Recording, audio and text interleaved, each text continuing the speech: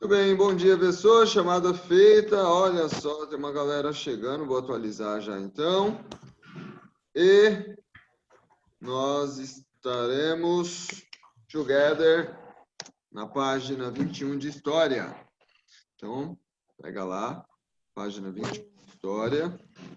Deixa eu já atualizar aqui. O Otávio entrou. A gente vai falar da exploração do pau-brasil e do escambo? Eu acho que deve ter também. Ótimo. Pau-brasil. Pau-brasil. Tá bom, pau-brasil.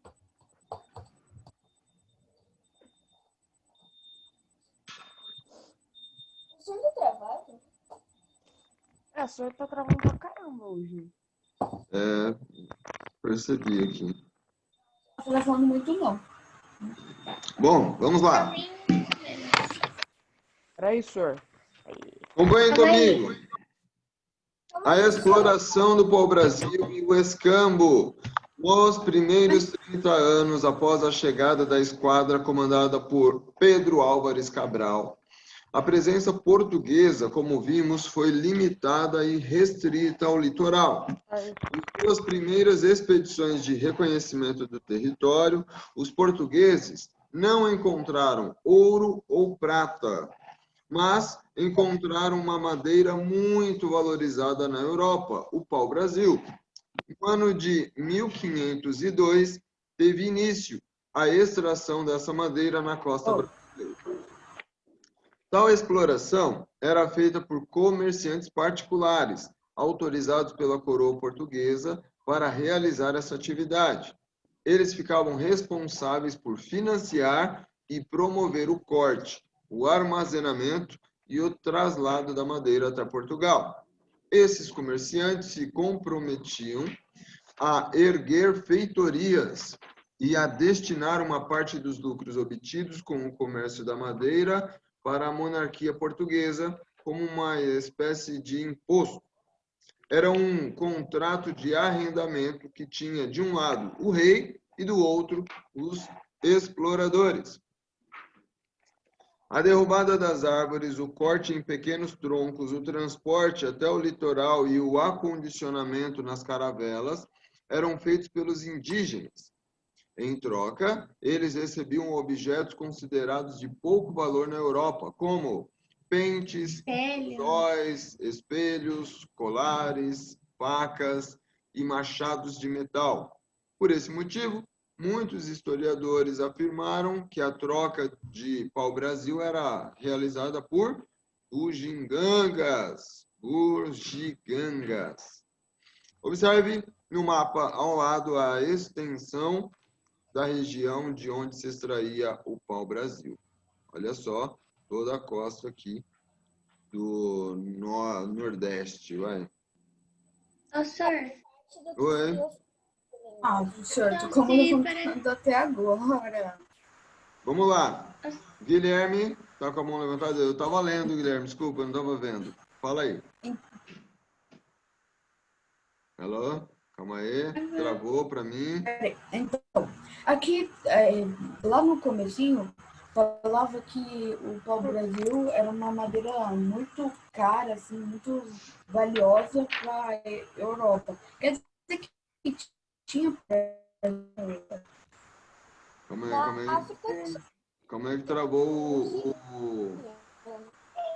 o final. Guilherme, eu não entendi o finalzinho. Quer dizer o quê? Quer dizer que tinha pau-brasil na Europa para eles saberem que a madeira era valiosa? Não. É aí que está o grande trunfo e a primeira forma aí de exploração que os portugueses tiveram, que foi a madeira. Então, a madeira ela foi utilizada, e nós veremos isso. Alô? Aê. Para pintar, para fazer tinta, para escrever, para fazer móveis de luxo. Então, assim, a madeira brasileira, esse pau-brasil era muito, muito bom. Então, ele tinha não só a utilidade aí nos móveis, mas também como tinturaria.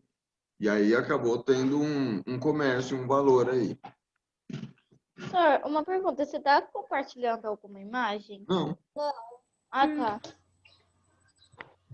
vamos lá. Sir, Oi? Bruno. acho que eu esqueci o que eu ia falar. Eu esqueci o que eu ia falar. Ok. Pessoal, nós temos Organize as Ideias na página 22. Então, dá uns minutinhos para Vai vocês e a fazer? gente vai corrigir juntos. Show! Vamos à correção, pessoas. Organize as ideias, então, página 22. Vamos lá.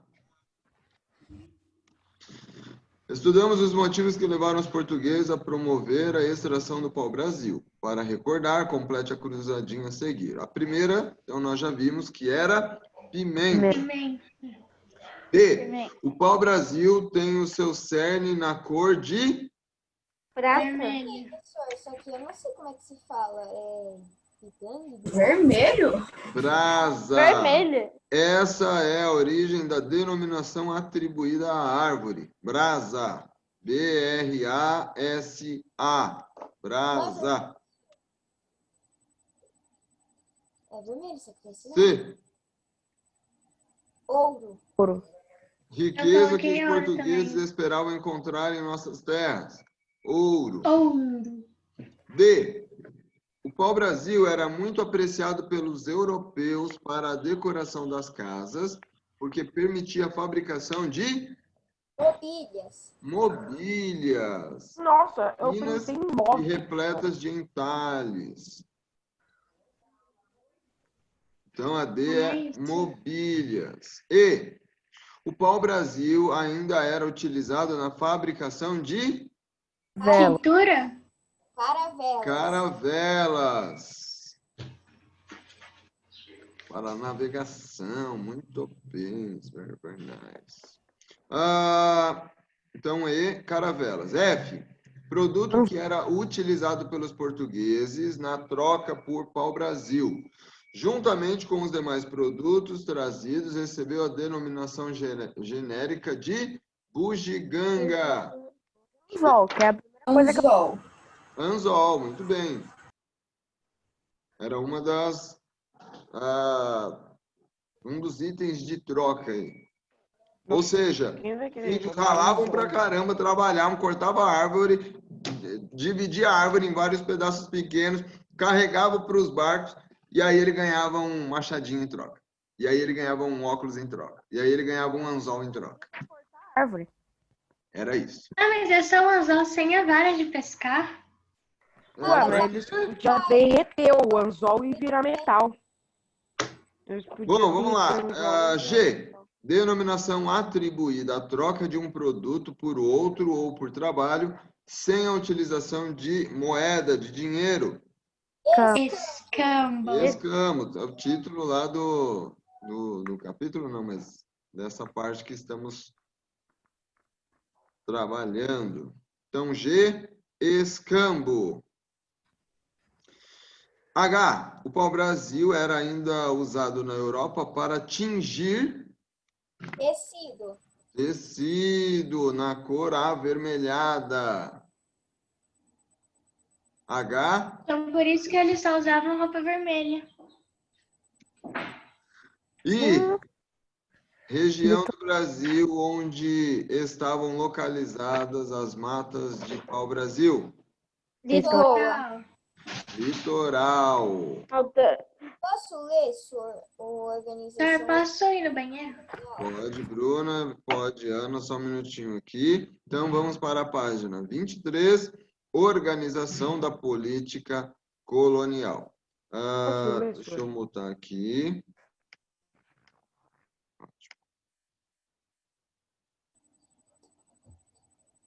Organização da política colonial. Yeah. Parte das terras que na atualidade formam o território brasileiro foi propriedade do rei de Portugal, de acordo com o Tratado de Tordesilhas de 1494. O navegador Pedro Álvares Cabral tomou posse das terras para Portugal em 22 de abril de 1500.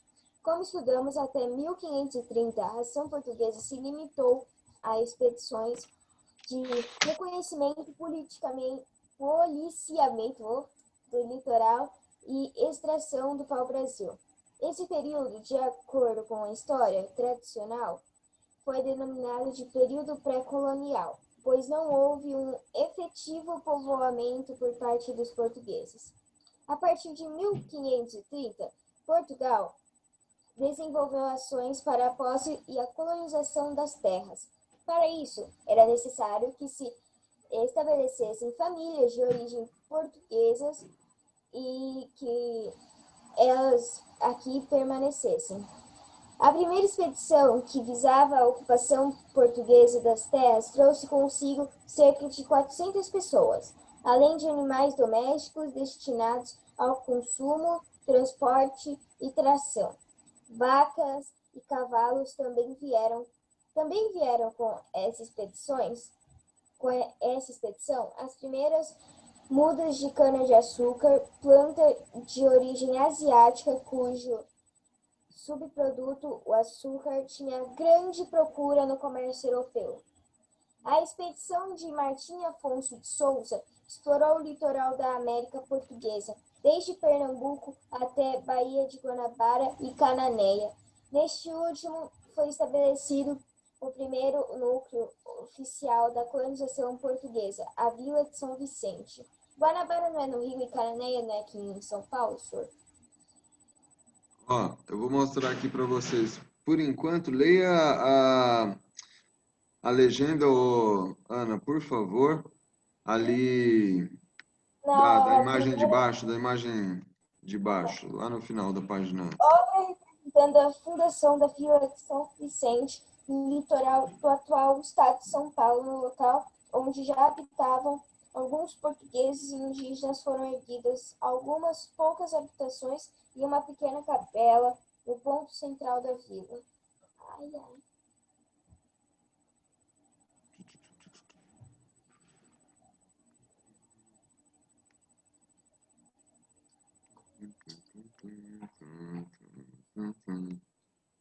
Obrigado, Ana, só um minuto. Então, só para deixar claro, pessoas, período pré-colonial, página 23, é uma boa pergunta de prova. Você vai ter que me explicar por que é que tinha esse nome. Por que é que tinha esse nome? Vocês estão mutados, né? Então, não adianta. E aí? Pode grifar tudo, então? Eu não peguei, eu tava...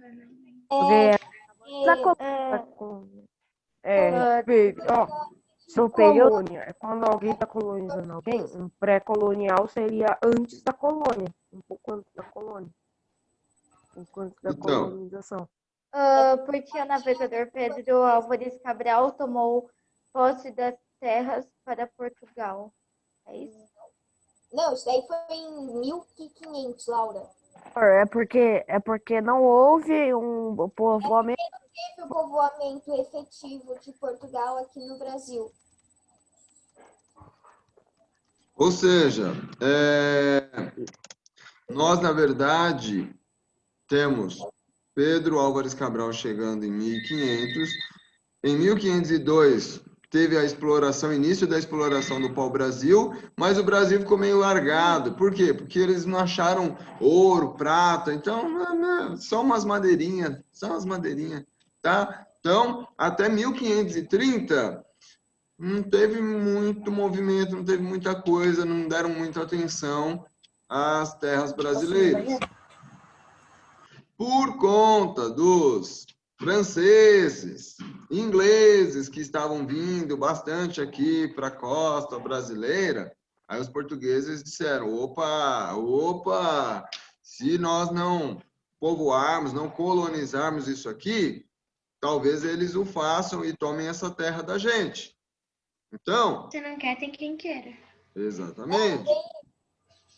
Então, para colonizar, eles precisavam de pessoas portuguesas, habitantes de Portugal, aqui nas terras brasileiras, com o intuito de morar aqui. Não era só para vir conhecer, era para morar. Aí, pense em Intuito de vocês, moradia. morando na Europa, tudo na palma da mão, país de primeiro mundo, conquistando, explorando novos territórios. Você deixaria a sua casa, sua família, seus conhecidos para ir para uma terra que não tinha absolutamente nada, ninguém? Não, Óbvio que não. óbvio que não, doutor. Por que muitas pessoas vieram então? Porque Portugal mandou? Ai, Porque era tipo grandes explorações e eu quero ver se eu me dou bem, leva um crédito. tem Porque pessoas que apostam. Eles Então, achavam que assim, tinha ouro, né, senhor? então, Tem ainda pessoas eles que não acham Que que tinha sabiam tinha. se ouro, tinha ou não prata. ouro. Mas assim, eles estavam apostando, eles poderiam se dar muito bem, muito bem. Ou seja, eles poderiam lucrar, porque como não tinha ninguém ainda aqui e tinha muita coisa ainda para explorar, para ser descoberta, eles poderiam realmente ter sucesso. Mas é importante que vocês saibam que muitos dos portugueses que vieram para o Brasil, muitos não quiseram vir de fato. Então, quem eram essas pessoas? A coroa portuguesa mandou, eles tipo, falaram assim, ó, você vai ou não vai? Vai sim. Tô mandando, bem isso, deve ter sido isso. Muitos, na real, estavam presos. Ou seja, você escolhe ficar preso aí pro resto da vida ou você vai para o Brasil. Vai ou não vai? Bem isso. Então, eu vou para o Brasil, É. Vai ficar Então, preso aí assim, mofando a cadeia ou vai ir? desde o início, olhem só, observem só o tipo de gente que veio para o Brasil. Só Já ladrão, veio gente muito boa, né? assassino que veio para cá. Já de cara. Tiveram outros que eram nobres, que eram galera do comércio, de grana, sim, mas é uma A maioria. misturada toda. Sempre com o intuito de posse, de poder, de enriquecimento aí. Vamos lá. Capitanias hereditárias. Posso ler? Posso ler? Posso ler? 4. Posso ler? Posso ler, Posso senhor? ler? Posso Calma, ler, pessoal. senhor? Calma, muita calma nessa hora. Posso Meu ler? Deus, Eu quero Ó. ler. Então Eu vamos quero ler, lá. senhor. A Bruna leia primeiro, depois a Laura que falou. Deixa eu liberar. Bruna, abra seu microfone. Tá, eu leio primeiro o parágrafo daí, depois a Laura? Não, você lê a página toda, 24. Ah, tá. A expedição colonizadora de Martim Afonso de Souza propiciou o melhor reconhecimento do litoral brasileiro, a Fundação São Vicente, 1532, e também a Vila de Santo André da Borda do Campo, 1553, no Planalto de Piratininga. Entretanto, os custos elevados do projeto impediram que o rei português Dom João III Sim. organizasse mais expedições na mesma espécie. Mas quem veio para o Brasil não foi Dom João VI? Não, nós estamos aqui em 1553 aqui. Entendeu? Dom João VI foi já lá na frente, quando eles vieram para o Brasil, quando a família real veio para o Brasil. Então, ó, se é Dom João VI, é porque teve o quinto, teve o quarto, teve o terceiro, teve o segundo. Entendeu? Então é isso. Vamos lá, segue. A solução foi privatizar a colônia, adotando os mesmos sistemas anteriormente implantados nas ilhas de Açores e Cabo Verde. Esse sistema consistia em dividir o território em porções administrativas menores, chamadas as capitanias hereditárias. Foram administradas por particulares. Eles eram chamados de donatários. O sistema de capitanias hereditárias foi adotado em 1534 e dividiu o território brasileiro em 15 lotes que foram entregues a 12 donatários. Eram homens da aristocracia portuguesa e da confiança do rei. Fidalgos, em sua maioria, que ao receber a terra se obrigavam a promover a colonização e a exploração das riquezas sobre suas próprias custas, cabendo a eles parte dos lucros alcançados. Deveriam ainda arrecadar os impostos e aplicar a justiça. A carta de doação e o floral eram documentos que oficializavam o recebimento da terra pelo donatário e o início de suas obrigações para com o rei de Portugal. As capitanias eram hereditárias e não podiam ser vendidas nem divididas. Observe esse documento histórico ao lado que representa a cartografia das capitanias hereditárias. De todo o projeto, apenas 2 capitanias foram consideradas lucrativas. Uma delas foi São Vicente, porque havia recebido incentivo inicial real quando da fundação da Vila de São Vicente por Martim Afonso de Souza em 1532, e outra foi em Pernambuco por causa do estabelecimento de latifúndios, produtores de açúcar e ainda pela intimidade de Portugal. Proximidade. Se compara a proximidade de Portugal, se comparada à localização das demais capitanias. Mas, senhor, Pois não?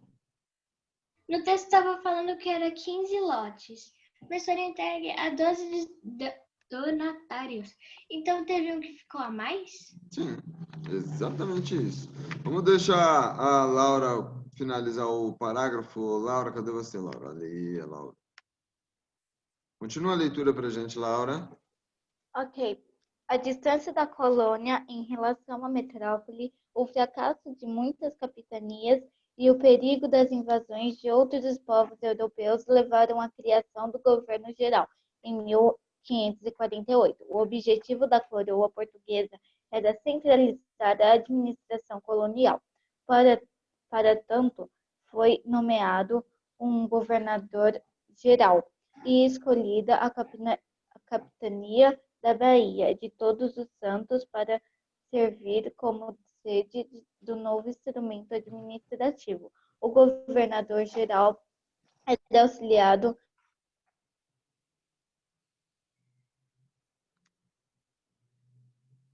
encarregado pela cobrança dos impostos pelo capitão Moore da costa, responsável pela vigilância do litoral, e pelo ouvidor Moore, que era responsável pela justiça na colônia.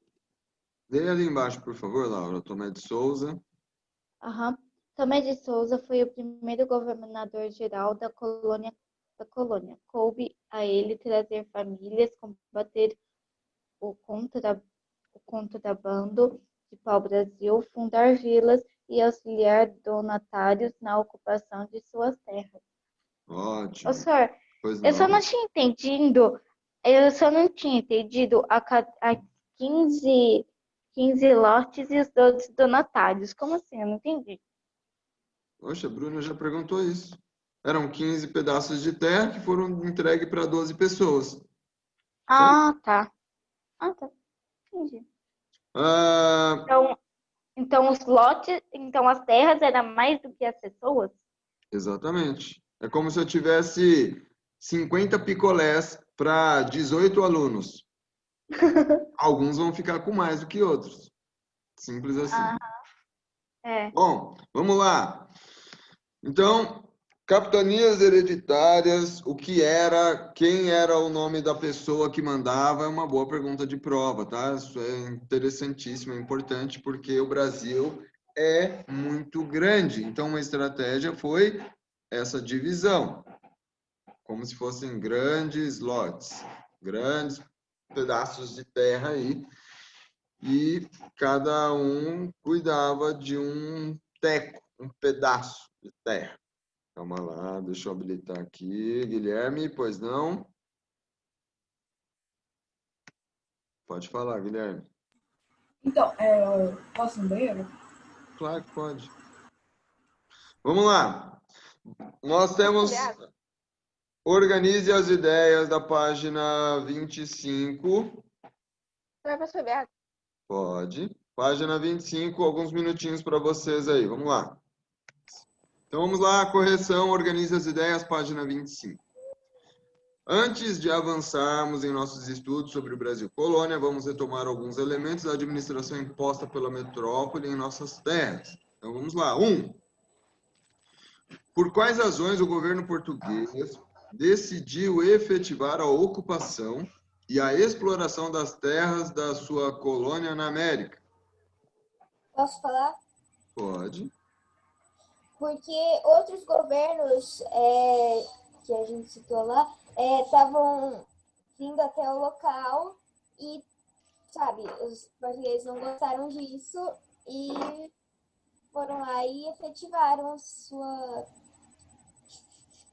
Não eram os franceses, senhor? Eram os Europeus, franceses. sei lá. Beleza, ó. Então... Professor, posso falar a B? A 2, Calma aí. Ó, Eu também quero, senhor. vamos lá. Nós temos o seguinte, o comércio com as Índias já não estava tão bom. Nós não, os portugueses tinham ameaça dos franceses e ingleses.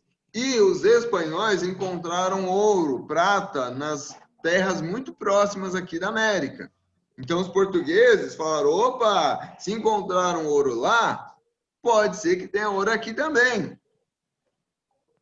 Então, todos esses aspectos aí são importantes aqui. 2. Então, senhor, porque eles achavam que tinham ouro. Não, eles estavam com a expectativa, eles não tinham certeza ainda não. Porque Eles eles tinham eram só. expectativa. Era provável que tivesse também aqui. Eles estavam na expectativa. Pois eles tinham a expectativa de ter Podemos ir ouro para na 2? terra. Professor, não tá certo? Posso falar 2? Tá certo, Ana. Eu também Tá certo. quero. Vamos lá. 2. Explique o sistema de capitanias hereditárias como uma forma de privatização da administração colonial brasileira. E aí? Eu posso falar? Calma aí. Um de cada vez. Vamos lá. Laura, Primeira Bura. já faz tempo. Não, Fala aí, Laura. eu sou a segunda. Não, deixa a Bruna primeiro. Não, tá bom. Então, eu sou a segunda. Foi privativar, então, a minha resposta foi privatizar a colonização adotando o mesmo sistema implantado nas ilhas, que consistia em dividir o território que eram administradas pelos donatários. Ô, senhor, eu posso falar a minha? Ok, certo, Laura. meu Fala, Ana. As terras eram divididas em capitanias hereditárias, que, como o próprio nome sugere, iam passando de geração em geração. E eram administradas pelos donatários. E vale lembrar que esses donatários eram só portugueses. Senhor, Então, posso beber água? causa uma privatização portuguesa, já que eram só portugueses. Não tem que outro lugar. Não é francês, é português. Só tem português. Por isso que a privatização... Sim, português, francês, só que português. As capitanias, esses grandes pedaços de terra aí, eles poderiam ser vendidos? Poderiam ser divididos? Não. Ô, senhor, posso falar a minha? Não, não poderiam. Você não quer responder a Senhor, 3, o não, meu Bruno? tá certo? Ah, eu Tá queria certo? saber essa. Então fala, Bruno. Tá.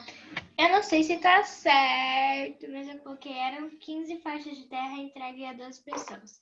E os donatários cuidavam das suas terras. Não podiam vender nem dar terras. Muito bem. Tudo isso porque ficaria muito caro para o rei de Portugal cuidar e manter e administrar todo o território.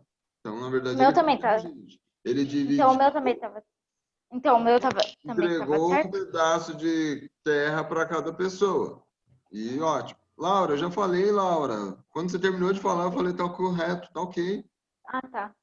Não tinha entendido. Vamos lá, 3. Quais eram os deveres dos donatários para com Portugal? E quais os... Foi, o que você tá fazendo? Fala, Quê? Guilherme, o que você respondeu aí, Não, é Guilherme? que o que o Giovanni tá fazendo aí. Eu tô vendo ali. Mano, alguém tira foto e faz figurinha disso. Não. certinho? Eu já tirei Vai. já. Ah, tá. Guilherme, você fez a 3? Não, Quem eu cheguei fez? aqui. Eu tinha ido pro banheiro, eu cheguei aqui e não tava entendendo nada. Sor, vamos E quando tava falar. mutado, você não ia me botar. Pode. Eu fiz também. Eu acho. Eu só não sei direito o que tá escrito, mas tudo bem.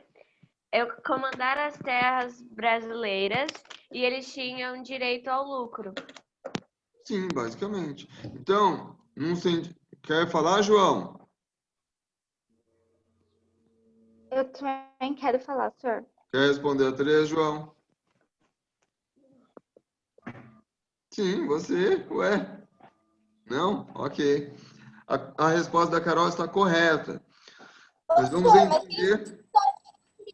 Ô, senhor, mas eles tinham só uma parte do lucro, né? Não é toda a Então, parte, era uma parte. direitos e É tipo os deveres. impostos. Os direitos eles tinham parte no lucro, eles iam passar a terra para os filhos deles, tudo lindo e maravilhoso. E quais eram os deveres? Proteger a terra, procurar ouro.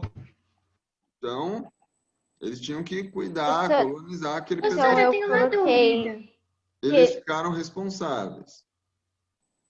Fala, Bruna, que falou? Tem dúvida? Senhora, eu tenho uma dúvida. Hum, Eu tenho. E se, por exemplo, hum. um moço que tenha faixa de terra, ele morra, tipo, naturalmente, e ele não tem filho, pra onde vai essa terra? Só tem ele na família e não tem Parente nenhum parente próximo. próximo. Pra onde vai? Na verdade, nós... E se não tiver parente Caramba, próximo, se não só tem lá em ninguém outro na lado do mundo? família também, o cara... Credo, Bruna. Se não tem uma Todo pessoa mundo na morreu, o família pai, dele... a mãe, o tio. Suposições. Que vida triste. Passa Ô, pra outra nós pessoa. não tivemos- Pessoa que o rei Ô, confia. Bruna. Nós não tivemos esse tipo de problema e as coisas começaram a mudar rapidamente aqui na colônia, tá? Mas Ah, tá. sempre tem um plano B aí, sempre tem uma solução. Na pior das hipóteses, o rei escolhe outro cara. Pronto. Senhor, você Tá, vamos lá, Não 4. entender nada, mas tudo bem. A instalação do Isso, governo isso, geral acabou com o sistema de capitanias hereditárias? Explique sua resposta. Não, só uma capitania hereditária da faixa da Bahia, que eu esqueci o nome. Então, não. 4, não. O governo geral era uma outra forma de administração. Então, o governador geral, ele ia ajudar e fiscalizar as capitanias hereditárias. Ô, senhor, Oi? sabe aquele museu que pegou fogo? Lá Sim. do... Então, Senhor, falando banheiro. portuguesa? fica lá em Petrópolis. Aí eu fui nesse museu, que no caso era a Casa de Férias de Dom Pedro. Que legal. Casa de férias? Ele tinha a casa lá dele, que é aquele que pegou fogo, e a casa de férias, mais ou menos. Pessoas, vamos lá. Ana, então o Museu Nacional era uma casa de férias. Rapidamente aqui, pessoas, ó. Página 26. Com o estabelecimento do sistema de capitanias hereditárias e do governo geral, novas vilas foram surgindo ao longo do litoral do Brasil colônia. Observe no mapa as principais vilas localizadas no litoral da colônia. Então, temos várias aqui áreas no litoral. Em Salvador e em outras cidades que iam surgindo, foram instaladas as câmaras municipais. Elas eram compostas de vereadores escolhidos em eleições realizadas a cada 3 anos, entre e pelos chamados homens bons. Os homens bons são os Rico. grandes proprietários de terra, brancos e católicos. Ou seja, se você fosse proprietário de terra e não fosse branco, o que era quase impossível, você não era considerado bom. Mas se você fosse proprietário de terra branco e não fosse católico, você também não era bom. Beleza? As câmaras municipais eram formadas por um juiz leigo, também escolhido na própria localidade pelos homens bons. Mais tarde, algumas passaram a ser lideradas por um juiz de fora. Então, era um magistrado, um cara que estudou, que Gente, chique. Os integrantes das câmaras municipais se reuniam 2 vezes por semana e eram responsáveis por resolver questões locais, referentes à cobrança de impostos, aplicação das leis e relativas à comunidade, como o abastecimento de víveres, salubridade e higiene da comunidade. Pois não? Quem estava querendo falar? Senhor, eu tenho uma dúvida. Pois não. Eu posso estar fazendo muita confusão, mas a gente vai falar sobre o voto de cabresto? Não agora. Não é a ideia. Ah, tá. Quem mais tinha falado? Alguém ia falar alguma coisa? Esse daqui que é o Museu Imperial de Petrópolis. Ah, nossa, como você é grande, Ana! Olha, segura o museu na mão. O que foi? Que Beleza. medo! Pessoas, Gente, anel gigante. Ó, nós temos aqui página 28, hora de estudo, 3 questões, 5 minutos, no máximo para corrigirmos. 5, senhor. E nós temos o trabalho que eu preciso passar para vocês. Vai, foi. Ah, não. Senhor, mas você nem passou as veias Aonde, ainda. professor?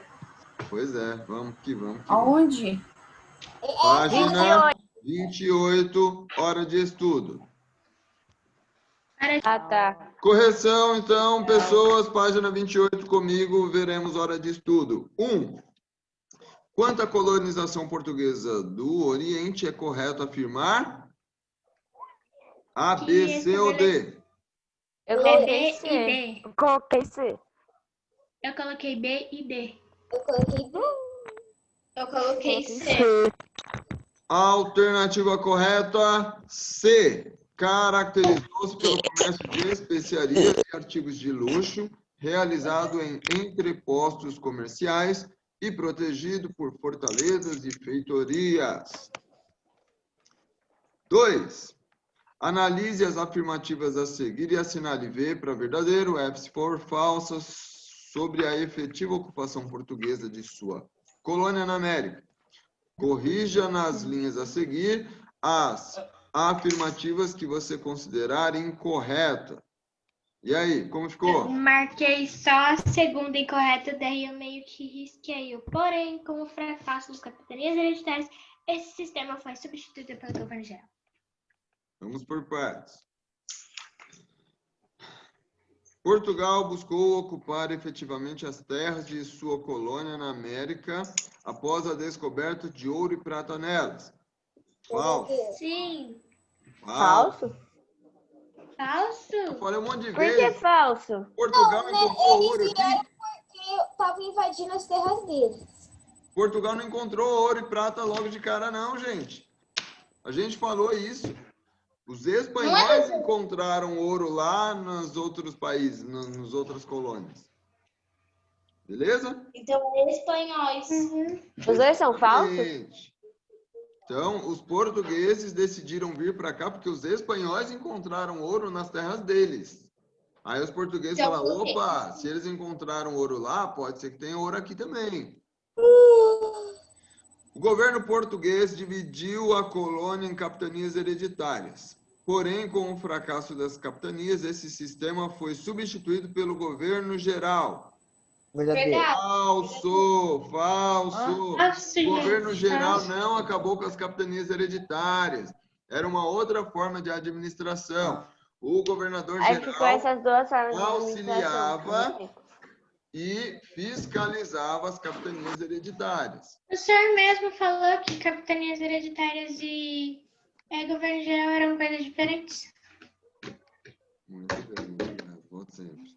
Na verdade, senhor, então é o que. Então é. As duas são falsas. As duas são isso que é. falsas. Sim. 3. Como ficou a ordem da 3 aí?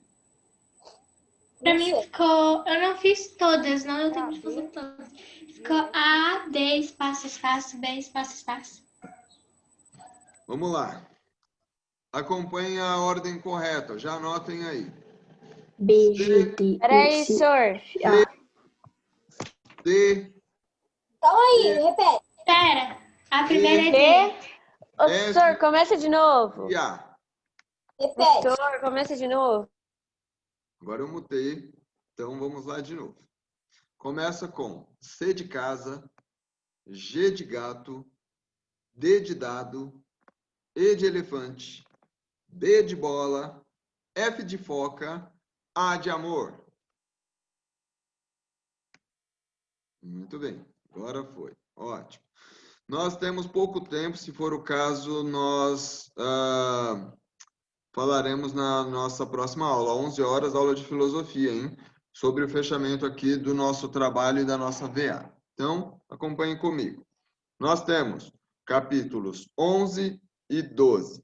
Nós temos uma pequena apresentação sobre tópicos, sobre pontos desses capítulos que vocês farão semana que vem. Então, vamos lá. Temos a possibilidade de... Nós temos aí uma média de 20 alunos, nós temos 8. Até confirmei aqui. Nós temos 8 tópicos, 8 trechos ali. Às vezes 2 páginas, às vezes 3 páginas de conteúdo. Muito simples, muito fácil de falar, de interpretar. Tem algumas pessoas querendo falar. Vamos por partes. Vamos por partes.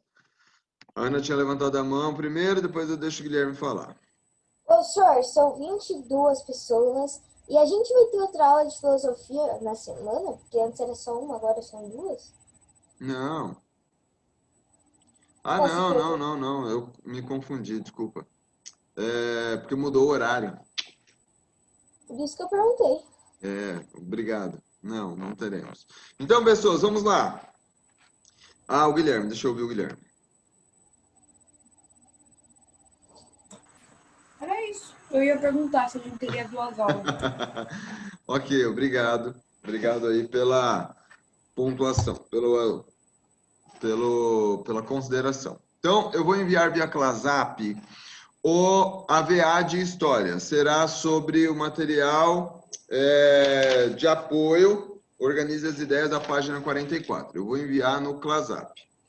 Quanto ao trabalho, vocês têm uma dificuldade imensa, incrível, de se organizarem, né?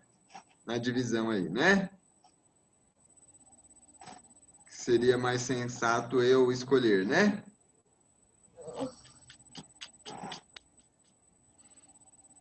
Ok, então tá bom. Eu escolho e vou enviar no Clasap também. Porque nós temos 8 tópicos, e aí cada dupla, cada trio fará, e, enfim. Deixe-me verificar algo. Quem gostaria de fazer individual? Existe essa possibilidade? Não, mas aí não dá para fazer todo mundo individual, senão o resto não faz nada. Eu gostaria de fazer individual. O João, o Guilherme, o Giovanni. Uau, o Henrique. Que isso? A Bruna. Não, mas aí não dá para todos fazerem. A Pietra. Não dá para todos fazerem individual. Fala, Guilherme, você quer falar? Fala. Mas, professor, fazer em grupo, assim, de longe é muito complicado. Porque a gente combina uma coisa, aí no final sai uma coisa muito diferente do que a gente combinou. Aí ninguém sabe o que ler, aí dá uma bagunça. Não é para ler. A ideia... A pior coisa de todas é você trabalhar em grupo. Sério, senhor, nada contra, mas a pior coisa de todas é você pessoas, nada contra, essa é a pior coisa da minha vida. Vamos por partes. Nós não... Você quer falar, senhor? Sim, nós não teremos essa oportunidade, é para falar. É por isso que são trechos pequenos. Então, você vai falar sobre o período açucareiro aqui no Brasil. O que foi isso? Você vai só explicar. Foi isso, teve tal coisa, aconteceu dessa forma, teve fulano, tem engenho, tem a cana-de-açúcar, enfim. Fala, Bruna. Sir, fazer em grupo é muito legal, mas assim online é bem difícil. É muito complicado. Até você conciliar um horário que dá pra gente fazer uma reunião de vídeo, vai uma semana, sem zoeira. Não, não brinca Nosso não. trabalho de matemática demorou uma semana pra gente arrumar tudo. Não, porque vocês me apresentarão isso semana que vem. Então eu vou considerar aqui Não dá pra ser em grupo, senhor? a possibilidade de cada um, porque aí cada um fica responsável pela sua nota também, né? Então aí é justo. E Se você não vier, não falar, não apresentar, aí é você que fica com 0 de T1. Aí cada um assume seu BO. Mais alguma consideração, pessoas? Alguém quer falar algo? Senhor, Tiago, sozinho não gosto de fazer sozinho os trabalhos, mas aqui barra. Tiago vai falar? Ah, pode desmutar, eu achei que... É que assim, ó, acho que teve até agora 2 trabalhos em grupo, que foi de português e de matemática. O meu grupo, pelo menos, foi normal, não teve nenhuma complicação, assim, foi normal, Legal. pelo Verdade. menos. Até agora, então faz Verdade, aí, cada um mas por passou, favor, cada um professor, passou sua também parte e uma pessoa sozinho. passou. também depende, né, porque o de matemática foi o Otávio, a Pietra e a Duda, eles nem se conhecem direito, eles nem se falam, me dá O Otávio fez o trabalho sozinho, Ela coitado. fez trabalho sozinha porque a Pietra e a Duda não fizeram. Aí Então ela não tá- faz sentido nenhum, mas, tipo, a gente Tudo fez bem, o trabalho de pessoas. matemática e de Eu vou português. foi considerar sozinho. aqui e aí nas mensagens lá do ClassUp eu comunico. Tudo bem? Giovana vai falar, Giovana? 44, né? Não? Então, tudo bem. Pessoas, cuidem-se. Bom feriado para vocês. Igualmente. Tchau, tchau. Essa